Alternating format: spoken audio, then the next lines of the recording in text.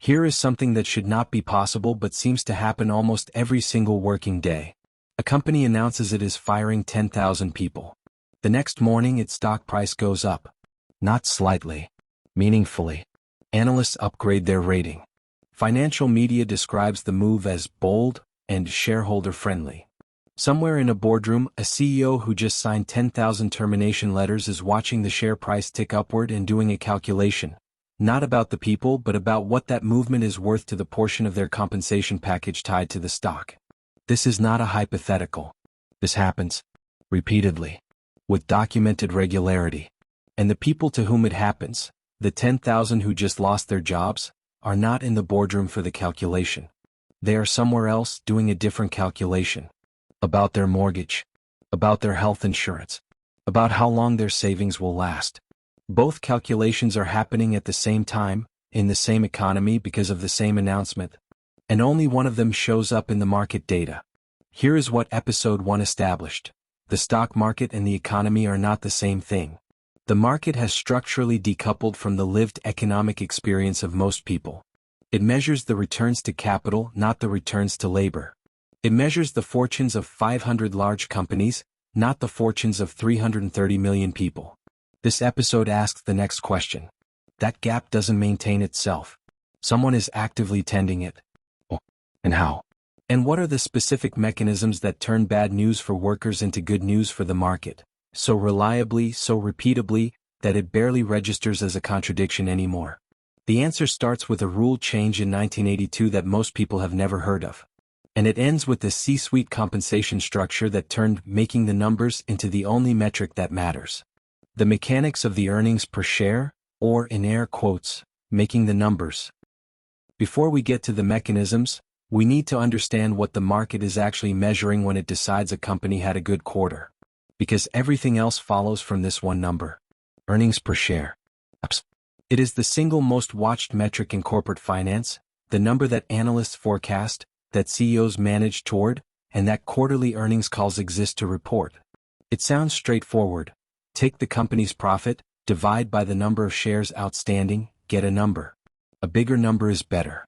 A number that beats analysts' expectations is very much better. There are two ways to make EPS go up. The first is to make more money, grow revenue, improve margins, sell more things, build something people want to pay for. This is what a first-year economics student would tell you a company should do. It is also slow, uncertain, and requires investing in the future. The second way is to reduce the denominator. Fewer shares outstanding means each remaining share represents a larger slice of the same profit. EPS goes up. The number beats expectations. The stock price rises. The CEO, whose compensation is substantially tied to share price performance, receives a larger bonus. The board, which approved the compensation structure and holds significant equity, benefits accordingly. How do you reduce the denominator? You buy back your own shares.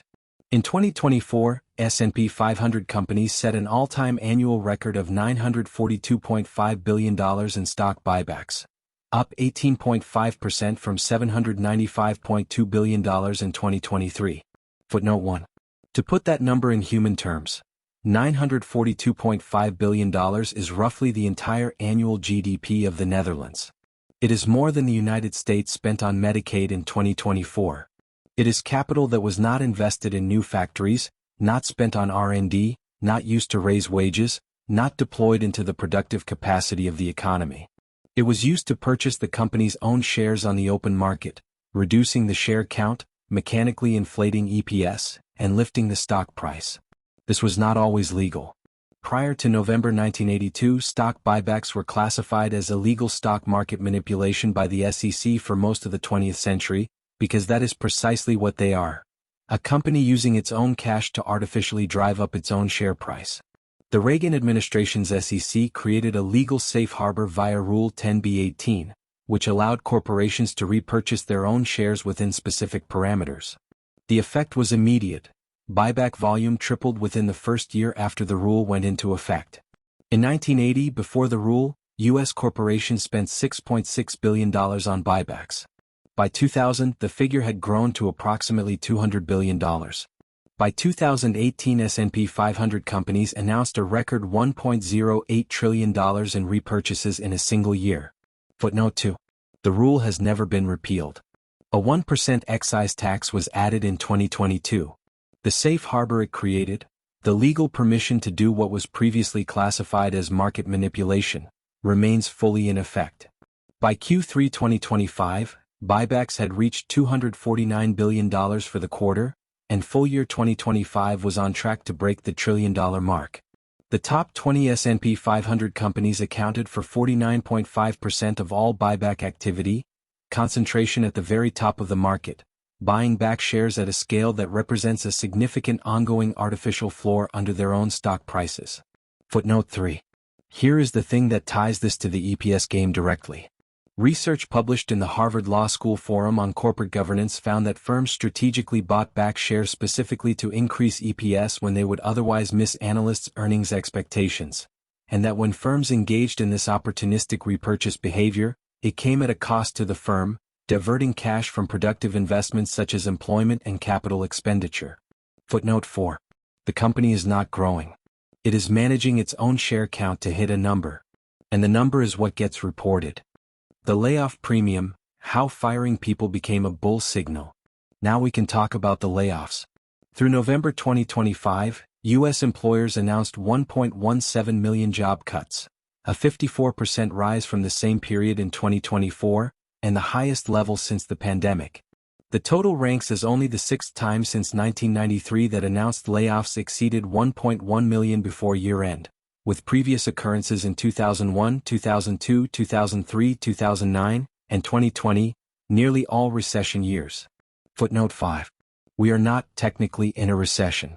We are in a period of elevated layoffs that would, in any previous era of economic measurement, have been considered recessionary in character, occurring simultaneously with a stock market that, as of mid-2026, remains historically elevated.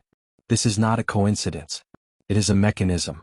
When a large company announces a significant workforce reduction, two things happen simultaneously.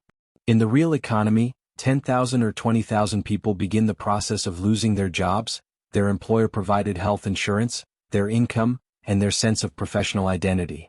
In the financial economy, analysts revise their cost structure models. The labor cost line goes down. The projected EPS goes up.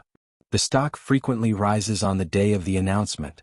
The academic literature on this is precisely as uncomfortable as you would expect. A 2024 meta-analysis of 34,594 layoff announcements found that the empirical evidence on investor reaction is genuinely mixed.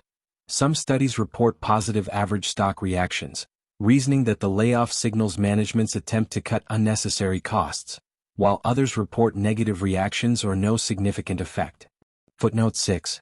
The honest version of this data does not say, layoffs always boost stock prices. It says, layoffs are frequently interpreted by markets as signals of financial discipline, cost efficiency, and management seriousness, which is itself a statement about what markets are measuring and what they are not. What markets are measuring? The projected forward earnings of the company, which are improved when the cost structure is reduced. What markets are not measuring?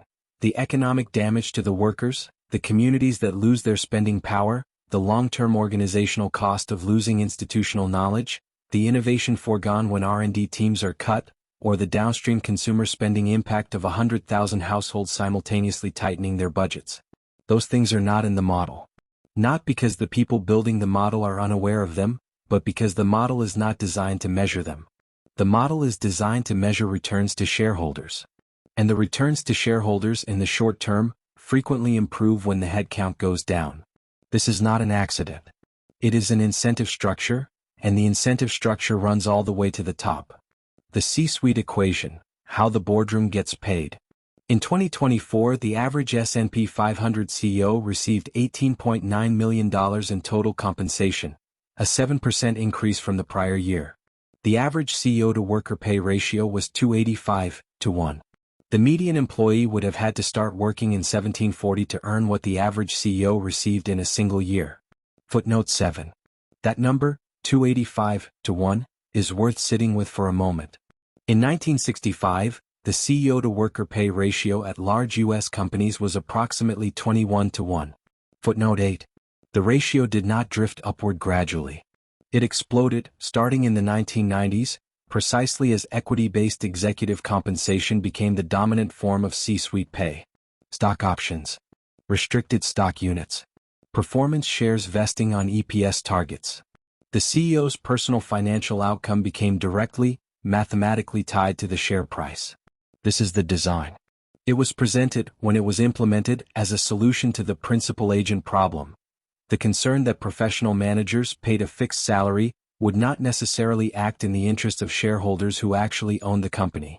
Tie the manager's compensation to the share price, the theory went, and the manager's interests align with the shareholders. Problem solved. The problem with the solution is what it optimizes for. A CEO whose compensation is substantially tied to short-term share price performance has a strong personal financial incentive to do whatever improves the share price in the near term. Buybacks improve share price. Layoffs improve projected EPS, which improves share price. Cutting R&D improves near-term margins, which improves share price. Selling assets improves the balance sheet appearance, which improves share price. Long-term investment, by contrast, reduces near-term earnings. It is a cost today for a benefit in 3 to 5 years. After the current compensation cycle has closed, after the current options have vested, after the current CEO may have moved on. The incentive structure does not reward patience. It rewards making the numbers this quarter for this earnings call. Meanwhile, the median U.S. worker made $49,500 in 2024, a 3% increase from the prior year. Footnote 7. CEO compensation increased 7% in the same period. The divergence is not new. Over the past decade, typical S&P 500 CEO pay increased by more than $4 million, while the average U.S. worker saw a wage increase of $18,240 over the same period. Footnote 9. One group's compensation is tied to a financial instrument that can be managed through buybacks and cost-cutting.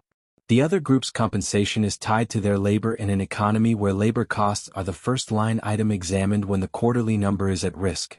Every door has a locked room behind it. The design layer, who built this and why it stays built. The compensation structure, the buyback machine, and the quarterly earnings game did not arrive fully formed. They were built, piece, by specific decisions made at specific times. The buyback safe harbor. 1982, SEC Rule 10b-18, the Reagan administration's regulatory reversal of a framework that had treated share buybacks as market manipulation for 50 years. Footnote 2. The stated rationale was reducing regulatory uncertainty for corporations. The practical effect, compounding over 40 years, was to legalize the largest ongoing mechanism for transferring corporate cash from productive investment into share price management. The equity compensation explosion, the 1990s. The theory was principal-agent alignment. The practice was that C-suite compensation discovered a lever, equity grants and options, that rewarded exactly the behaviors that benefit short-term shareholders at the expense of everyone else. The fraction of S&P 500 CEO pay represented by equity-based compensation rose from roughly 25% in 1980 to over 80% by the 2010s. Footnote 8. The quarterly earnings architecture. Not a single moment, but an accumulated infrastructure of analyst forecasts, guidance practices, and investor relations machinery, all optimized around a 90-day reporting cycle. A company that invests heavily in a 10-year product development program will show up in the quarterly data as a company with reduced near-term margins. The market will frequently punish it. A company that cuts its workforce and buys back its shares will show up as a company with improved EPS and rising shareholder returns. The market will frequently reward it. The machinery is not neutral. It applies consistent pressure in a consistent direction. The result is a system in which the C-suite's financial interests are structurally aligned with a narrow set of actions, and structurally misaligned with the long-term health of the company, the workforce, or the broader economy. This is not a moral argument. It is an incentive argument. People respond to incentives. The incentives were designed. The design was a choice. And here is the part that matters for this series. The roughly 40% of Americans who own meaningful equity, through retirement accounts, mutual funds, individual portfolios, are, in a limited sense, beneficiaries of this system. When the S&P 500 goes up, their retirement account balance goes up. When a company beats EPS expectations and the stock rises, a portion of that gain flows into 401(k)s across the country. This is real. It is not nothing. But as episode 1 established, the top 10% of households own 87% of all equities. Footnote 10. The gains from a rising market, including the gains produced by buybacks and cost discipline, are distributed in exact proportion to equity ownership, which means they flow overwhelmingly to the people who were already wealthy, and marginally to the people in the middle, and essentially not at all to the bottom half of the income distribution, the people most likely to be affected by the layoffs that generated the EPS beat that produced the market gain in the first place. The market is not broken.